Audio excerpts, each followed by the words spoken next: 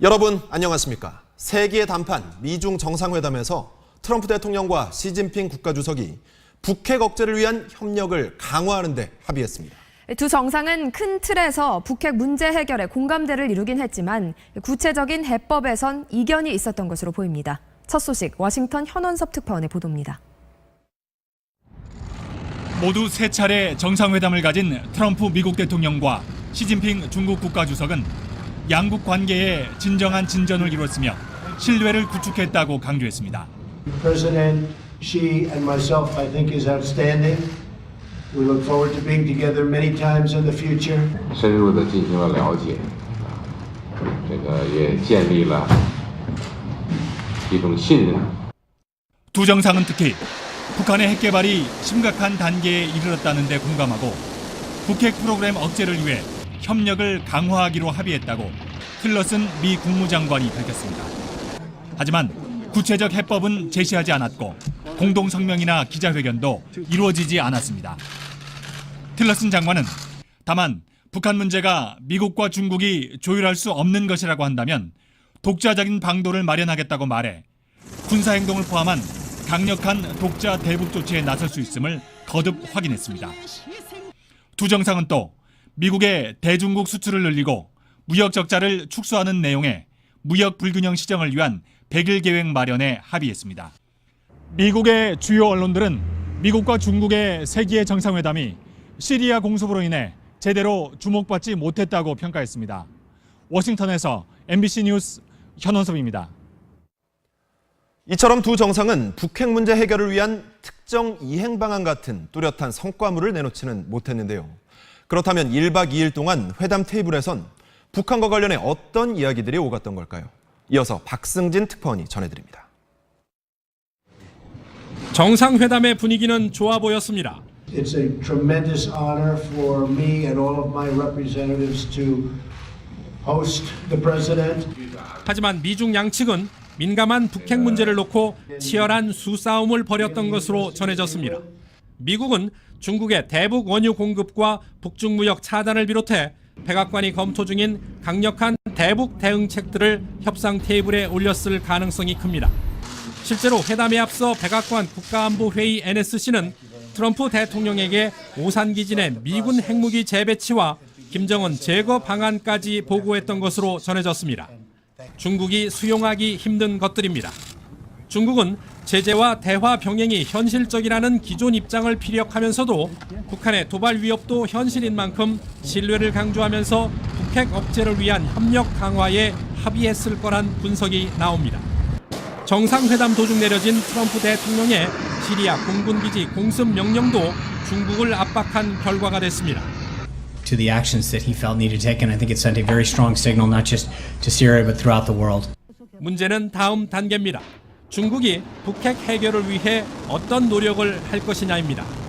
당장 임박한 것으로 알려진 북한의 6차 핵실험 도발을 중국이 저지할 수 있을지가 관건입니다. 워싱턴에서 MBC 뉴스 박승진입니다. 중국 반응도 살펴보겠습니다. 중국은 회담이 성공적이었다고 평가하고 북핵 문제에 대해서는 침묵하고 있는데요.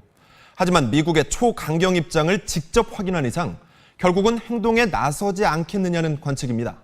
베이징 김현석 특파원입니다. 중국 외교부와 관영 매체들은 일제히 미중 정상회담이 우호와 협력을 다지는 성과를 거뒀다고 평가했습니다.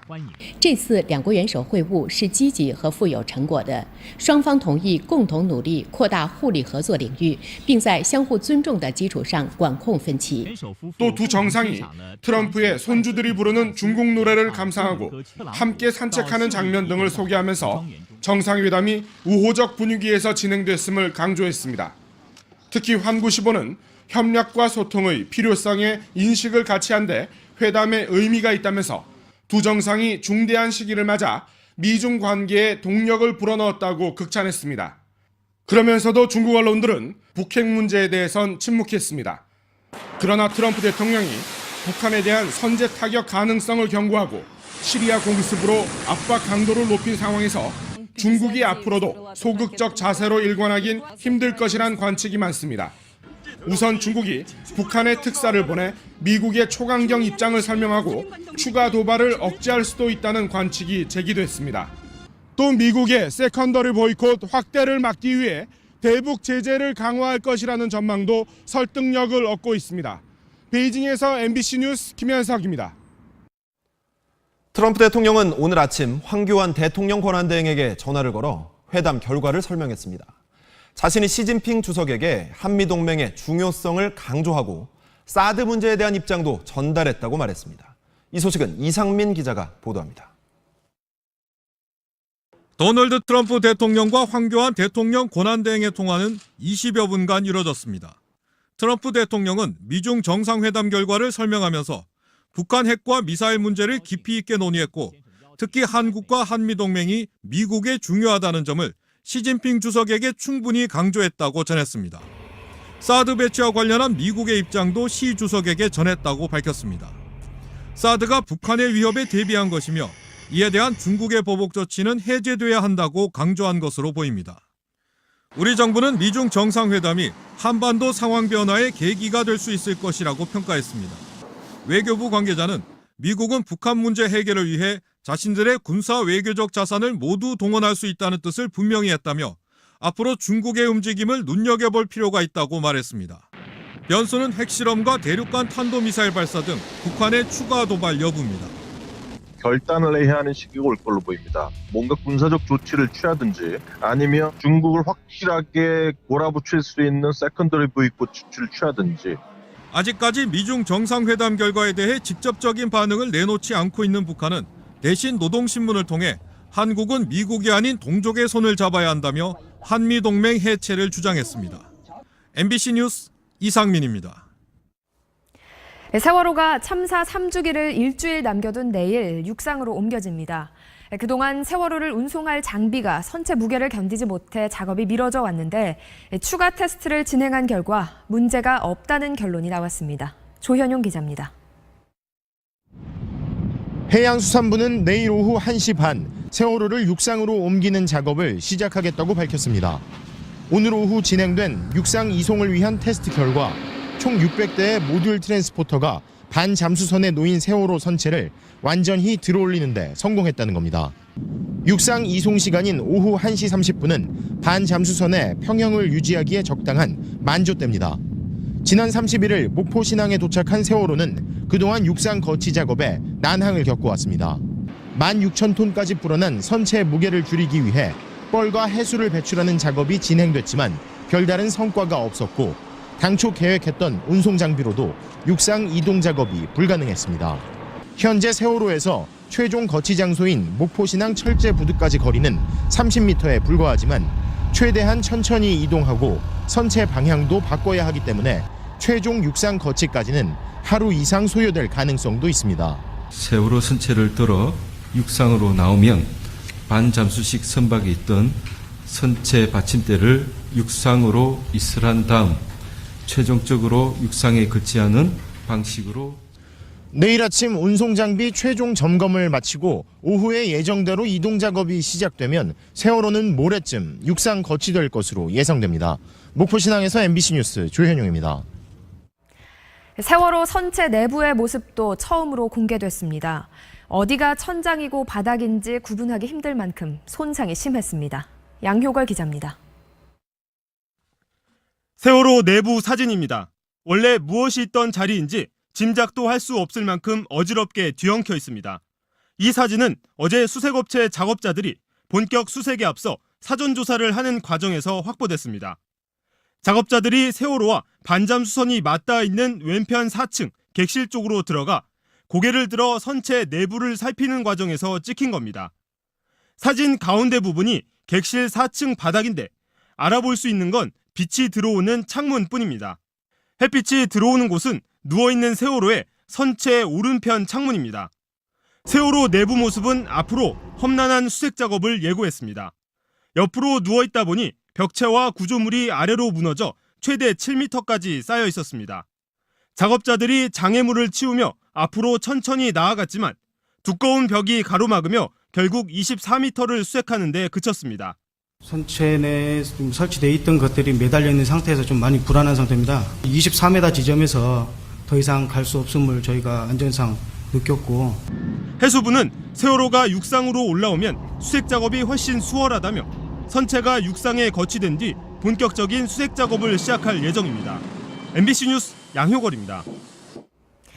다음 소식입니다. 19대 대선이 31일 앞으로 다가왔습니다. 더불어민주당 문재인 후보는 상대적으로 보수세가 강한 경북과 강원 지역을 공략했습니다. 자유한국당 홍준표 후보는 오늘 중앙선거 대책위를 출범시키며 본격적인 대결을 예고했습니다. 윤지윤 기자가 보도합니다. 더불어민주당 문재인 후보는 4.12 국회의원 재선거 지원을 위해 경북 상주를 찾았습니다. 대구 경북 보수층 일부가 구 여권 후보뿐 아니라 국민의당 안철수 후보로 쏠리는 것을 견제하기 위한 것으로 해석됐습니다. 지역 정치를 독점하면서 오히려 낙후시켰던 사람들, 이번에 제대로 한번 혼 좀 내줘야. 강원도에서도 지역 표심을 공략했습니다. 제주도에 이어 평화특별자치도로 분권화된 강원도가. 문 후보는 저녁엔 함께 경쟁했던 경선 주자들과 만찬을 하며 화합을 다지고 지원을 당부했습니다. 하지만 선거 대책이 인선 구성을 놓고 당과 후보 캠프가 충돌하는 등 경선 후유증 수습이 쉽지 않습니다.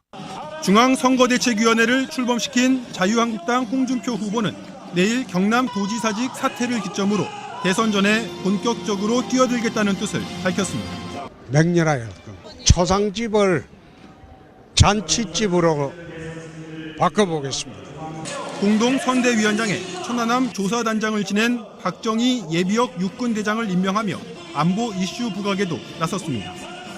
SNS를 통해 문재인 좌파 정권이 들어서면 트럼프 미국 대통령이 한국과 상의 없이 북한을 선제 타격할 수 있을 것이라고 주장했습니다. 한국당은 문 후보 아들 취업 특혜 의혹을 겨냥해 재발을 막겠다며 고위공직자 자녀의 국가와 지방자치단체, 공공기관, 대기업 취업 시 신고를 의무화하는 입법을 추진하기로 했습니다. MBC 뉴스 윤지윤입니다. 국민의당 안철수 후보는 미세먼지 대책 간담회 등 주말 정책 행보에 집중했습니다. 바른정당 유승민 후보는 전통 보수층에, 정의당 심상정 후보는 노동계의 지지를 호소했습니다. 김성현 기자가 보도합니다. 국민의당 안철수 후보는 지역 방문 대신 전문가들과 마주 앉아 현안인 미세먼지 문제 해법을 논의했습니다. 국민 건강과 생명을 지킨다는 점에서 환경도 안보라고 강조하면서 미세먼지를 국가 재난에 포함시켜 관리하겠다고 약속했습니다.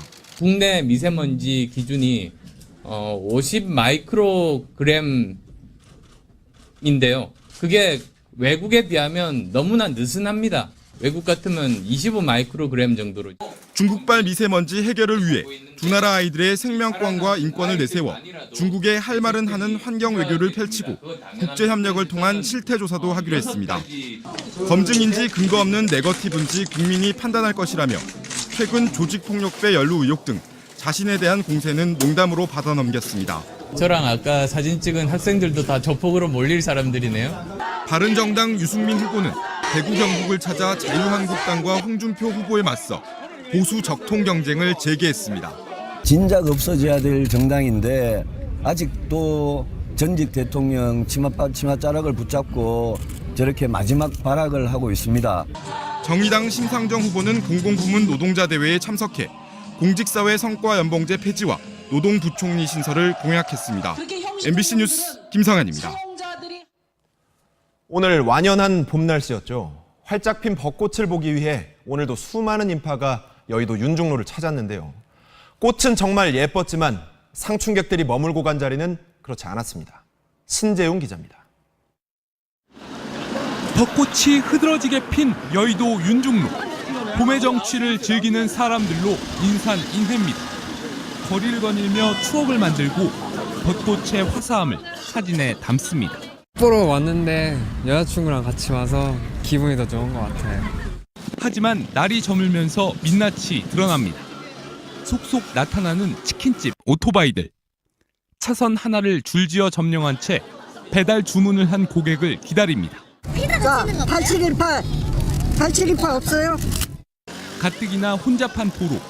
차량들이 뒤엉키며 아수라장이 됩니다. 산책로는 불법 노점상들의 차지입니다. 구청이 나서 단속을 해도 그때뿐. 단속반이 떠나자 슬그머니 제자리로 돌아옵니다. 늦게 났어요. 솔직히 안 나요. 하지 마세요. 예, 죄송합니다. 인근 한강공원에선 새벽까지 술판이 이어집니다. 사람들이 떠난 자리엔 먹다 남은 음식물과 술병이 나뒹굽니다. 쓰레기로 가득 찬 비닐봉지도 곳곳에서 눈에 띕니다. 술판도 많이 벌어지는 것 같고 쓰레기도 곳곳에 좀 널려 있어서 그런 부분은 조금 개선이 됐으면 좋겠습니다. 축제 기간 동안 발생한 쓰레기는 모두 12톤. 시민들이 무책임하게 내던진 쓰레기의 뒤처리는 환경미화원 70여 명의 몫이었습니다. MBC 뉴스 신재웅입니다.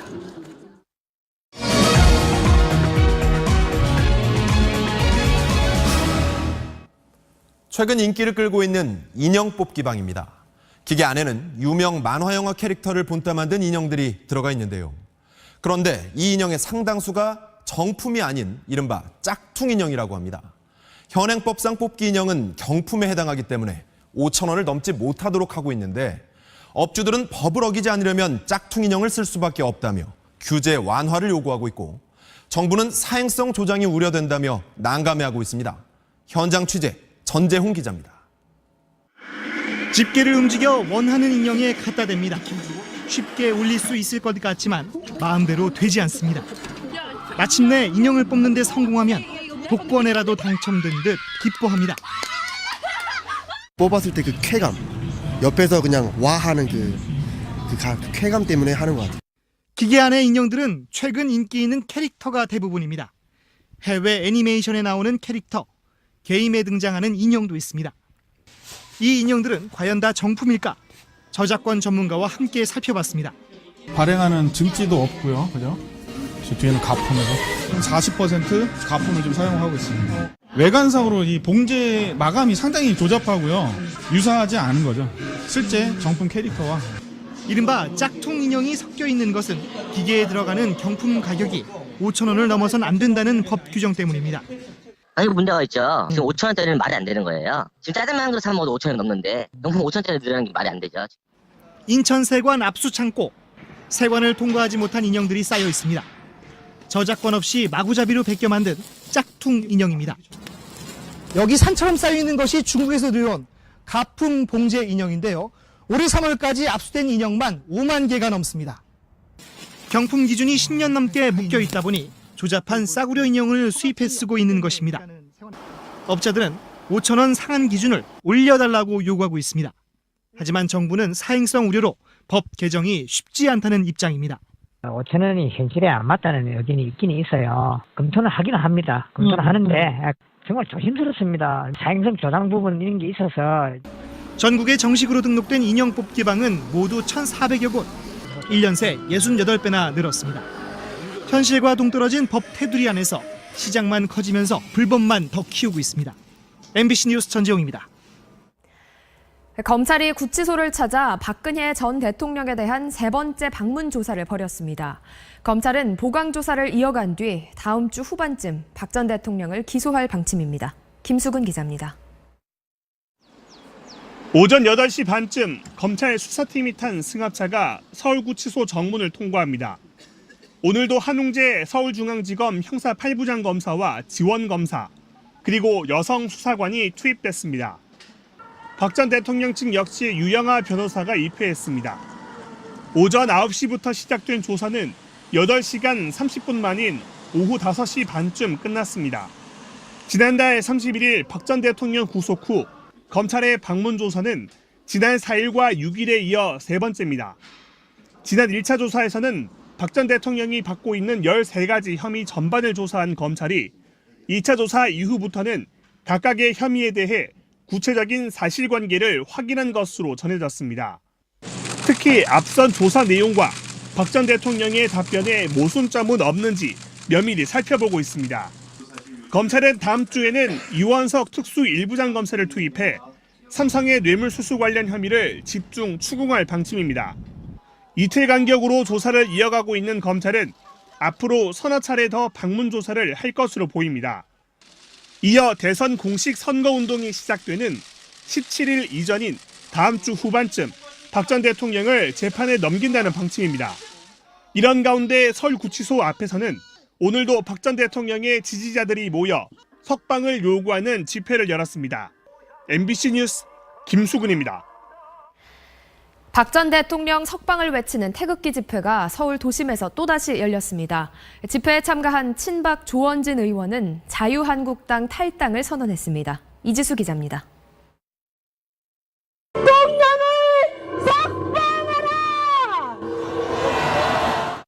대한문 앞과 서울광장이 온통 태극기의 물결입니다. 참가자들은 박 전 대통령의 구속이 부당하다며 즉각적인 석방을 외쳤습니다. 의도가 있는 것으로 보고 있습니다. 그 의도를 연장할 필요가 없는 거고. 주최 측은 자신들이 창당한 새누리당에서 대통령이 나와야 한다고 주장했습니다. 조원진 의원은 자유한국당은 더 이상 보수 정당이 아니라며 탈당을 선언하고 곧바로 새누리당 입당 의사를 밝혔습니다. 대선 출마 가능성도 내비쳤습니다. 이 애국심을 가지고 나와 있는 이 애국 국민들을 대변해야 된다. 그리고 모섬으로서 역할을 다하겠다. 참가자들은 대형 태극기를 앞세워 을지로 입구에서 대한문까지 거리 행진을 벌이기도 했습니다. 경찰은 만일의 사태에 대비해 106개 중대 8,500명의 인력을 배치했지만 별다른 충돌은 없었습니다. 폭력적이지가 않고 정말 나라를 위해서 정말 어르신들이 힘들게 나와서 하는 거 계속 보면서 저희들도 힘들지만 나오고 있어요. 주최 측은 대선 전까지 매주 토요일 태극기 집회를 이어간다는 계획입니다. MBC 뉴스 이지수입니다. 북한군과 채 1m도 안 되는 거리에서 눈빛으로 대치 중인 곳이 있습니다. 영화에서도 소개된 공동경비구역 JSA인데요. JSA 경비부대의 혹독한 훈련 현장. 구경근 기자가 직접 다녀왔습니다. 판문점 인근에서 북한군이 기습 도발을 감행하자 JSA 대원들이 즉각 대응에 나섭니다. 적 증원부대 교전! 상계시! 군대 전술에 따라 표적은 모조리 쓰러뜨리고 바닥난 탄약은 수시로 보급하면서 훈련은 마치 실제 교전을 반복해 합니다. 판문점에선 정전협정에 따라 권총이 유일한 화기. 때문에 유사시 5분 내 상황 종료를 목표로 한 사격술 연마는 필수입니다. 적들이 감히 우리나라를 넘볼 수 없도록 완벽한 군사대비 태세를 갖춰 나가 있습니다. 수색과 기동 매복, 기습 활약전까지 JSA 대원들은 경비 임무 외에 야전의 전술과 화기 동원 등 1인 다역을 소화해야 합니다. 다양한 임무를 위해선 체력이 기본. 부대원 전원이 특급 수준인 3km 달리기와 윗몸 일으키기, 팔굽혀펴기 외에 최근엔 전신운동 프로그램도 체계화됐습니다. 체력이 고갈된 극한의 상황을 가정한 고강도 체력 훈련은 단 하루도 빠지지 않습니다. 언제 어떤 상황이 벌어지더라도 항상 승리한다는 자신감을 갖고 모든 훈련에 최선을 다하고 있습니다. 한반도에서 유일하게 철책 없이 북한과 대치하는 JSA. 지금 이 순간에도 우리 군은 서슬퍼런 긴장감 속에 철통 같은 대비 태세를 유지하고 있습니다. MBC 뉴스 구경근입니다. 10여 년 전 국내에 도입된 수술 로봇은 성능은 좋지만 비싼 가격이 문제였는데요. 국산 로봇의 등장으로 더 많은 환자들이 혜택을 받을 것으로 보입니다. 전종환 기자가 보도합니다. 전립선 암 환자의 수술실입니다. 의사는 메스를 드는 대신 로봇 컨트롤러에 앉아 손발로 명령을 내립니다. 환자의 뱃속에서 분지 움직이며 환부를 도려내고 꿰매는 건 수술 로봇의 역할입니다. 수술 과정은 카메라를 통해 생생히 중계됩니다. 환자의 몸에 작은 구멍을 내고 로봇팔 3개와 카메라를 넣는 방법으로 수술은 진행됩니다. 환자의 배를 다 열지 않아도 수술이 가능해 회복이 빠르고 뇌수술과 암수술처럼 고도의 정밀함이 필요할 때 사람의 손보다 뛰어납니다. 손떨림 방지 기능도 있고 또 확대돼서 움직일 수 있게 되어 있습니다. 그래서 훨씬 더 정밀한 수술을 할 수가 있는 거죠. 의사들은 로봇팔이 내 손처럼 편해질 때까지 교육을 받은 뒤 수술에 투입됩니다. 개인차가 조금 생기지만 보통 2-3달 안에는 모두 다 숙련되게 수술을 하신다고. 성능과 효과를 인정받았지만 그동안 20억 넘는 로봇 가격과 교체가 잦은 소모품 때문에 1,000만 원에 달하는 수술 비용이 부담이었습니다. 하지만 최근 국산 로봇이 임상을 마치고 정부 허가를 기다리고 있어 환자들의 비용 부담이 줄어들 것으로 기대됩니다.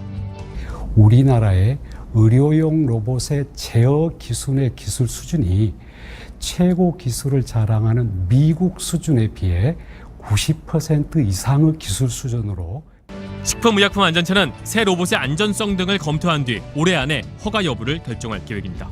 MBC 뉴스 전종환입니다.